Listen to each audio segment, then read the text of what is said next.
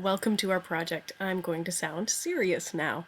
We titled this 2020 Foresight because when things go wrong, we talk about having 2020 hindsight when we look back and think, ooh, if I'd done this differently, that bad thing wouldn't have happened. So the point of an FMEA is to think about the bad things ahead of time. FMEA is a rigorous process, a step-by-step process to figure out everything that could go wrong and what can be done to keep those things from happening. It was invented by the military 60 years ago, and it's nothing that we don't do every day of our lives. We have risky things we do. We get in a car. We think we could have a car accident, so we put on a seatbelt. It's a way of thinking of what could go wrong ahead of time and preventing that from happening. It's important to know why we would do an FMEA. It's for procedures, inventions that would be very risky or very expensive. And healthcare is a perfect example of this because we have very complex, expensive procedures and lives are at stake. My favorite example is the space shuttle. We're going to try to put two fragile human bodies into space, get them home safely in a tin can. And there's a lot that can go wrong. Lives are at stake. And space shuttles, last time I checked, were pretty expensive, so it would be better to do a process like an FMEA ahead of time. In healthcare, we know that preventative medicine is less expensive and more successful than curative medicine.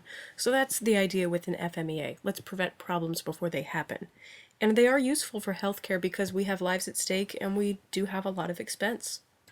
The abbreviation FMEA is a real mouthful. It stands for Failure Modes and Effects Analyses, and this is obviously a military invention. It's a fancy way of saying failure modes, meaning what could go wrong, the potential problems or breakdowns, and then the effects analysis that is to say, okay, if that's the problem, how likely is it that we'll screw it up? What would happen if that's screwed up? And who would be affected or what would be affected? They don't say anything about taking steps to prevent those from happening, but it is in the process. There are two times to do an FMEA. The first is obvious. It's ahead of time, before we start building that Mars lander. But you can also keep doing an FMEA throughout the life of a project. If somebody realizes, hey, this could screw up, or this already is screwing up, you can come back to your FMEA and change it and put more preventative measures into place during the lifespan of the building or the procedure. It's important to know what an FMEA looks like. I think of it as a think tank. You want to get all these smart people together. Your rocket scientists, if you're building a space shuttle.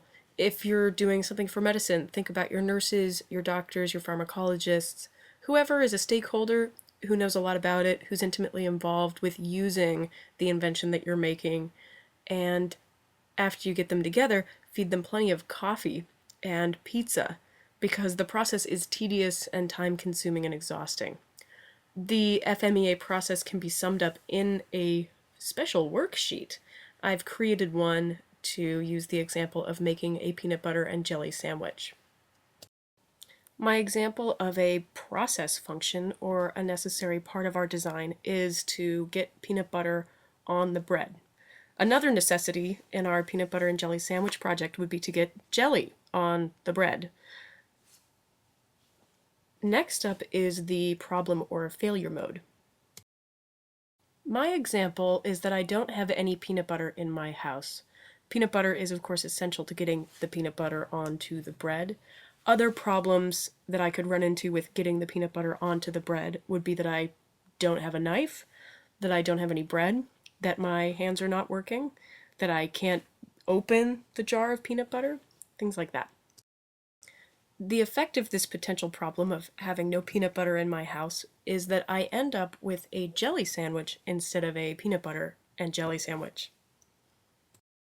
The next column is about how bad that is, or the severity rating. I've seen different number systems used. Here I'm using a 0 to 5 scale to say that 5 is the worst thing that could happen.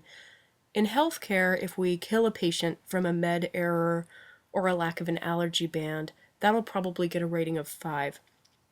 Of course, if I end up with a jelly sandwich, no one's going to die, but since I'm really trying to make a peanut butter and jelly sandwich, I'm giving this a high rating. I'm giving it a 5 out of 5. The next is my favorite column. It's all the reasons why our problem happened, all the reasons why I don't have peanut butter. In my house, it's most likely that I'm just out of peanut butter and I didn't check the pantry. It's also possible that my peanut butter is past expiration date. And even in my house, it could be because it's growing a fungus and is no longer useful because it's turned into a science project. The next column is another rating about how likely this is to occur. I'm again using a 5 out of 5 scale.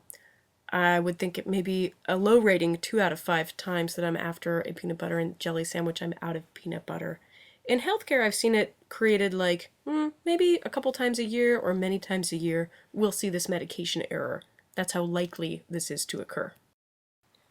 Now we multiply the score of how likely something is to happen with the score of how bad it would be, or the severity rating. And this creates something called a hazard score, which sounds very important. I've seen it done a couple different ways. The simplest way is that the one score is multiplied by the other, so in this case, we have a score of 10. In the final column, we have our solutions listed. In healthcare, we love protocols, of course, so I've created a protocol for my household to ensure that whenever I have a peanut butter and jelly craving, I will always have peanut butter. My protocol is to check my pantry regularly, make sure I have items in stock. I would also make a protocol to check expiration dates. I would never do that, but okay, it will work. And that I would use clean or sterile technique when digging into my peanut butter jar just to ensure that it lasts for a long time without turning into a science fair project. I think that one of my favorite examples of new protocol in healthcare is to not keep the saline flushes next to the potassium where they can be easily confused with each other. It's a great example of a med error that's very easy to create a protocol to prevent, but that could be very fatal. Hooray! Now we know how to do an FMEA, when to do an FMEA, and the best kinds of projects to use them for. In summary, it is a way to get together a whole bunch of smart people prior to building something expensive or risky and have them figure out all the things that could go wrong and ways to prevent those from happening. It is probably cheaper in the long run to get a bunch of brains together for a week or so to go through this process than it is to have a space shuttle blow up or to have patients die because your IV pump is not working. Next, my fellow presenters will talk about the FMEA that we chose for our research. It is about the Alaris Smart Pump. So I am sure that they will pump you up, and I will enjoy the rest of my vacation in Mexico.